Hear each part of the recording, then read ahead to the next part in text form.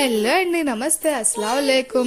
So 4th రోజా అయితే నేను start చేశాను కదండి. రోజా ఉండడం అయితే 4th రోజానండి. సో షహరీలో ఏం చేశాను అనేది నేను ఆల్రెడీ పోస్ట్ చేశాను. ఎవరైతే వీడియో చూడలేదో తప్పకుండా చూసేయండి. ఇది వచ్చేసి 4th రోజు ఇఫ్తార్ అనమాట. సో ప్రతిరోజు వీడియో పోస్ట్ చేస్తానని ఏం లేదు. సో నాకు స్పెషల్స్ ఏమనిపించాయో మీకు ఏ యూస్ఫుల్గా అనిపిస్తుందో నేను ఆ రోజు అయితే తప్పకుండా నేను వీడియోస్ అయితే పోస్ట్ చేస్తూ ఉంటాను. అండ్ ఇక్కడ నాకు ఒక క్యూట్ మూమెంట్ బాగా నచ్చింది, అందుకనేసి ఈ వీడియో అయితే నేను మీకు షేర్ చేసుకుంటున్నాను అనమాట. సో ఇంకోటి ఏంటంటే వీడియోస్ కూడా రెగ్యులర్గా రావడం లేదు, రెగ్యులర్గా వచ్చినా కూడా లేట్ అవుతున్నాయి. సో అందుకనేసి నేను కొంచెం టైం తీసుకోవాలనుకుంటున్నాను, ఎందుకంటే నాకు ఎడిటింగ్ అది టైం సరిపోవడం లేదు.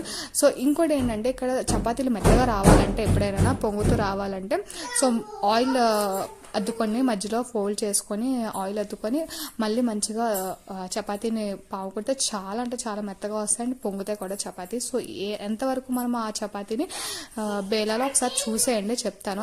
ఆ థిక్నెస్ కూడా మనకు తెలుస్తుంది. సో కొంచెం మరీ పలచగా ఉండకూడదు చపాతీ, అలాగని మరీ లావుగా ఉండకూడదు, మీడియంలో ఉంటే చపాతీలు మంచిగా పొంగుతాయి అండ్ లోపల కూడా బాగా కుక్ అవుతుంది అనమాట.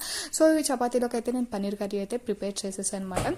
అండ్ ఇంకోటి ఏంటంటే ఇక్కడ చపాతీ అండ్ పన్నీర్ కర్రీ కాకుండా అప్పటికప్పుడు నేను అనుకున్నాను అనమాట. సో ఈ విధంగా ఏం తింటారనేసి అరటికాయ బజ్జీ కూడా వేసాను. చాలా అంటే చాలా ఎమ్మిగా వచ్చాయి. నేను అయితే డిసైడ్ అవ్వలేదు చేసేద్దాం అనేసి, కానీ అనుకున్నాను, కానీ అప్పటికప్పుడుకైతే చేశాను, కానీ ఎమ్మిగా కుదిరింది.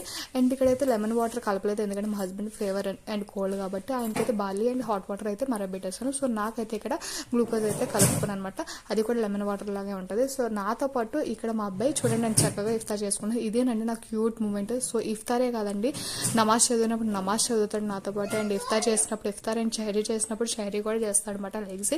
సో ఇలాంటి టైంలో వీళ్ళు బాగా అంటే లెర్నింగ్ టైం కాబట్టి సో వాళ్ళు ఏం చేసినా మనం రిస్ట్రిక్ట్ చేయకూడదు, వాళ్ళు ఏం చేసినా మనం వాళ్ళకి సపోర్ట్ చేయాలి అండ్ వాళ్ళని చేయనివ్వాలి, అంతేనండి. సో నాకైతే ఇక్కడ మంచిగా అనిపించింది, అందుకే ఈ వీడియో తీసి మీకైతే పోస్ట్ చేస్తున్నాను. అండ్ ఈ లోపు అయితే మా హస్బెండ్ వచ్చారు, ఆయనకు కూడా ఇఫ్తారీ ఇచ్చేసాను అనమాట. సో అంతేనండి వీడియో కనుక నచ్చితే please like, share and subscribe to my channel. And videos అయితే చాలా మంది చూస్తున్నారు, ఇంకా సబ్స్క్రైబ్ చేసుకోవట్లేదు, సబ్స్క్రైబ్ చేసుకోండి. Bye guys.